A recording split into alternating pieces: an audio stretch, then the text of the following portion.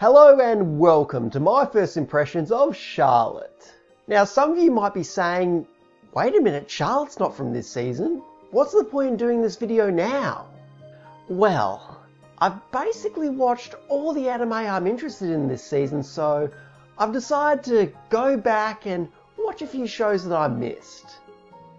And this is a big one. Charlotte has become infamous for being the most disappointing anime of the year for a lot of people. It apparently had a very strong start, but completely fell apart by the end. Now, I would normally avoid a show with this much negative press, but it's from the same guys that did Angel Beats, which I ended up loving despite it having a lot of flaws, so I thought I should check it out anyway. Yu Otosaka is a high school student who has the power to possess another person's body for a short period of time. He has used this ability to do a lot of dickish things, including cheating on his exams. However, he gets caught out by two other students with abilities, and they convince him to transfer to a school designed as a safe haven for students like him. The story follows Otosaka and the members of the student council as they find other superpowered teenagers and try to convince them to join their school. When I started watching, I found myself really getting into the first episode. The premise was interesting, the comedy was on point, the main character was a lovable bastard, everything was going perfect. But with all the negativity that I've heard, I also found myself waiting for the show to disappoint me. And with that, a few red flags started appearing very quickly, with one example being how poorly some of the exposition is handled. In particular, there's this one scene where Otosaka and his sister Ayu are discussing their family situation. It is so blatant that Otosaka even goes as far as to say, "We don't have any parents, and it is just the two of us." There is no subtlety here, and it felt like the writers were yelling, "Hey, yo, you! Feel sorry for these characters, they've got a really screwed up home life." Also, Otosaka, I'm pretty sure your sister is already aware of all of this. So why are you explaining it to her? Now I get that this exposition was aimed at the audience, but if you're going to do a lengthy scene where you're explaining a character's backstory, you'd better make sure that there's a character there that is unaware of the current situation. Or else the scene is just going to make no sense. They actually end up doing this a lot better later on, where Tomori's backstory is revealed to Otosaka, who was completely unaware of her traumatic past, so the exposition fits here.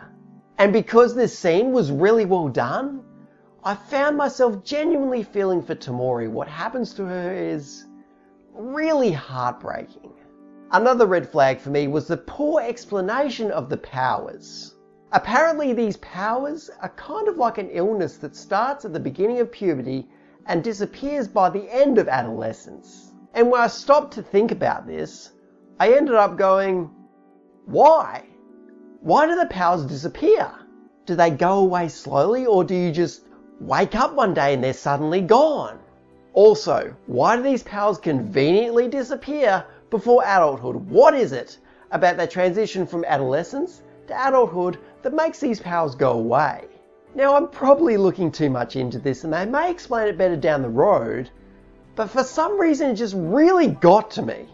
Now, despite these gripes, the show didn't fall flat on its face like I was expecting it to. It remained very enjoyable for the entire 3 episodes that I watched. I still really ended up loving the characters. Tomori has an awesome personality and Ayu is really lovable despite doing that annoying crap where she refers to herself in the third person.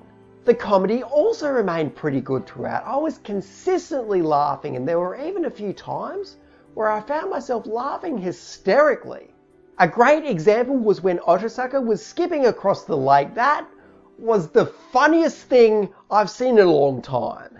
The show also looks pretty good, however, it does make use of bad CG for some of its background characters. While the CG was fairly prevalent, I can usually ignore stuff like this as long as the show is enjoyable to me. And it totally is, so this didn't really bother me too much. The biggest issue that I see with this anime so far is that it appears to be settling into a formula. Firstly, the student council discovers the existence of a new teenager with powers. Then they go out and find this new character while also dealing with any issues that they might have. Rinse, repeat. Now this is fine so far, but if they do it too much, it could very easily get monotonous. Also, at some point, the show will have to go away from this formula and start progressing its story, because if it doesn't, it'll lose all the momentum it's built up. So I'm going to continue watching Charlotte because it's still enjoyable at this point, but I'm going to be watching it cautiously because the disappointment could still hit me like a truck. So anyway, thank you very much to everybody who watched this video. If you have any feedback, feel free to leave a comment, and if you like this video and want to see more, feel free to subscribe as well. Thanks again, and I'll see you next time.